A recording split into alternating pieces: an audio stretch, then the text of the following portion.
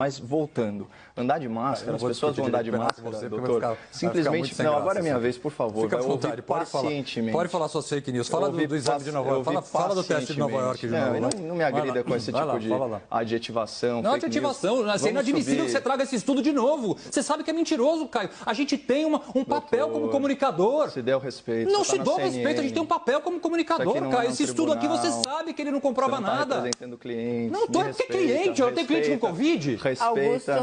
Augusto e Caio, debatedores, por gentileza, em respeito a todos, baixem o tom, por favor. Caio, suas primeiras considerações, então, por favor. Então, mais uma divergência entre mim e o doutor Augusto.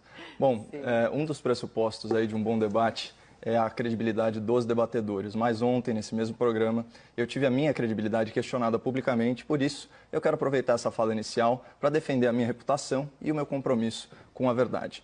Em dado momento da minha argumentação, eu disse o seguinte, abre aspas, no contexto de uma doença altamente infectante, como a Covid-19, é muito difícil fazer um isolamento social efetivo, tanto que os números de Nova York, que foi o epicentro da pandemia no Ocidente, deixaram isso muito claro.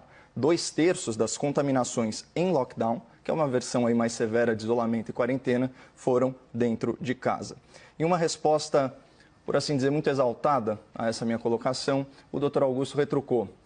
Não dá para trazer de novo esse estudo de Nova York de que 2/3 das pessoas ficaram infectadas em casa. Eu desmontei esse teu argumento aqui, ao vivo. Continuou. Esse estudo foi feito com 66 pessoas. Ele não significa nada. Vamos tratar da realidade. Então eu peço ao espectador que grave essa informação simples e objetiva. Um estudo, que não significa nada, com 66 pessoas. Por mais de 4 minutos, eu ouvi pacientemente e, acima de tudo, respeitosamente o discurso do meu colega. Mas, quando eu iniciei a minha réplica, eu já fui interrompido em menos de 10 segundos de fala. E ainda tive que escutar o seguinte absurdo. Fica à vontade, pode falar suas fake news. Fala do teste de Nova York. Bom, a definição de fake news ela ainda é muito vaga, mas já é tratada como crime no âmbito do STF. Em linhas gerais, fake news é uma notícia fraudulenta, veiculada com o objetivo de desinformar, ou pior, manipular o público. Acusar um comentarista político de disseminar informações falsas talvez seja ofensa máxima à sua honra e à sua reputação profissional. Seria como acusar um advogado criminalista de defender penas maiores para os seus clientes. Mas o Dr. Augusto foi além, insinuando que eu dissemino informações sabidamente falsas, ou seja, que eu minto intencionalmente para a audiência da CNN. Olha esse trecho. É inadmissível que você traga esse estudo de novo. Você sabe que é mentiroso, Caio. A gente aqui tem um papel como comunicador. Bom, após essas sucessivas grosserias, eu tentei lembrar ao meu debatedor que ele estava num ambiente de excelência. E aqui na CNN, a gente tem um manifesto que orienta o que deveria orientar a nossa conduta profissional. Ele diz o seguinte no seu trecho final: fatos não são interpretações. Uma vez que os fatos já estão estabelecidos, opiniões podem ser formadas. É por isso que, na CNN, nós começamos com os fatos. Então vamos aos fatos sobre os dados da pandemia em Nova York, divulgados pessoalmente pelo governador Andrew Cuomo em 6 de maio. Lembrando que o Dr. Augusto alegou ontem que esse estudo foi feito com 60 pessoas e que ele não significa nada, certo? Fala do governador. Se você reparar, 66% das pessoas infectadas pelo vírus estavam em casa, o que é chocante para nós. E só para complementar essa informação do governador, outros 24% dos pacientes estavam em casas de repouso ou de assistência especial. Portanto, cerca de 90% das contaminações por Covid-19 em Nova York se deram em ambiente domiciliar. Isso em plena vigência de um isolamento social muito mais rigoroso que qualquer um aqui no Brasil. O governador, ele continuou. Nós pensamos que talvez eles, os pacientes infectados, estivessem usando o transporte público e tomamos precauções especiais. Mas, na verdade, não. As pessoas estavam literalmente em casa. Estavam trabalhando? Não.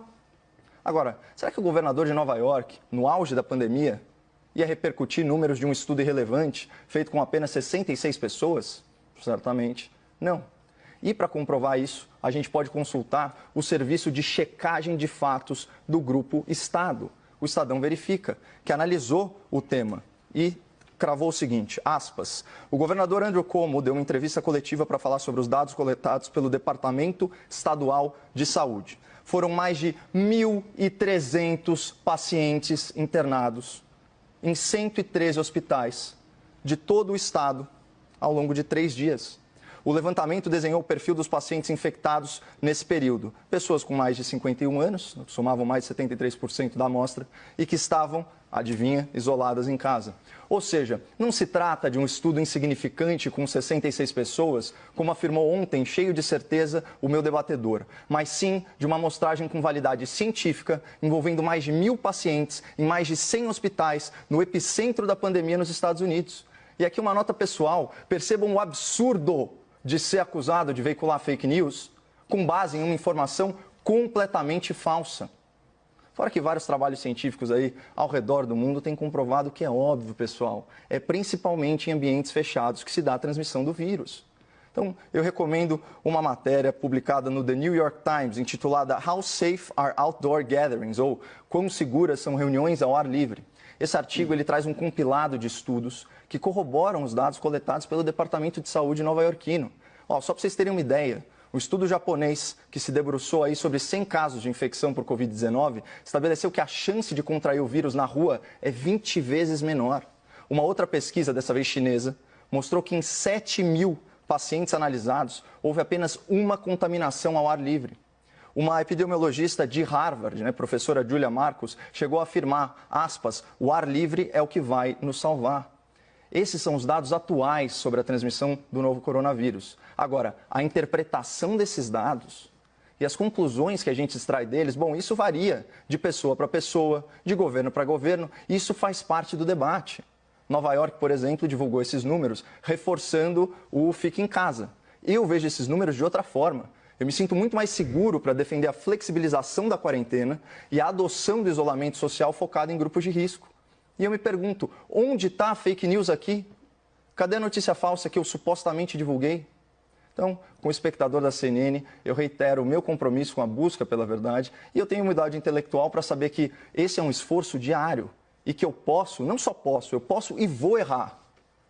E se eu me equivocar de forma relevante sobre fatos, vocês podem contar aí com a minha retratação, como inclusive eu já fiz em outras ocasiões. Então, muito obrigado aí pelo espaço e feitos os devidos e necessários esclarecimentos, vamos voltar ao debate que o tema é interessantíssimo. Podemos voltar ao assunto de hoje, por gentileza? Vamos lá ao debate, então? Eu acho que não. Eu gostaria de tratar, por exemplo, se Beatles é melhor que Rolling Stones. Se a gente tem essa liberdade aqui de simplesmente trazer o tema que bem entende, eu acho que é melhor, tratar, doutor. eu estou agora falando, eu quero tratar sobre que banda é melhor. Eu acho esse tema, inclusive, bastante interessante. Ou a gente poderia tratar se pizza deve ser comida com ou sem ketchup. Sim, Augusto e Caio, por gentileza. Eu vou continuar, eu vou responder. E com relação ao termo fake news, Caio, você tem toda a razão. Ele foi usado de forma equivocada por mim. O que você faz é falácia argumentativa, não é fake news. São duas coisas diferentes, então aqui eu deixo também registrado que o termo fake news, por mim dito em relação ao meu debatedor, ele foi usado de forma inapropriada. Vamos então para os argumentos finais. Caio, você começa? Começo. Bom, só reiterando a minha fala, acho que o doutor vai concordar comigo, ofensas pessoais, elas são inadmissíveis num ambiente de excelência, especialmente alegações de práticas que configuram ilícitos. Em conversa com a vice-presidência da CNN, que atestou que eu estava coberto de razão, como foi reiterado aqui pelo próprio doutor Augusto ao reconhecer que eu não divulgo fake news, me foi informado que, por uma questão editorial, a empresa não poderia fazer uma nota e interferir no conteúdo do debate, por isso eu usei a minha cláusula de liberdade de expressão para vir aqui e defender a minha reputação. Sempre que eu incorrer em falácia argumentativa, Augusto, por favor, aponte. Eu consigo apontar várias suas, inclusive uma agora, a ad hominem, o ataque à pessoa, mas também a falácia do espantalho, cantar vitória e uma série de outras expressões que a gente estuda em erística. Recomendo aí ao espectador da CNN que leia Schopenhauer sobre isso. E ficou muito claro aí pelas suas falas que, embora você tenha admitido o erro, você não teve a grandeza de caráter de pedir desculpa. Augusto? Ai, Caio. Eu gostaria de trazer ao espectador coisas que só nós sabemos. mas realmente eu não vou cometer essa deslealdade com você. Nem eu.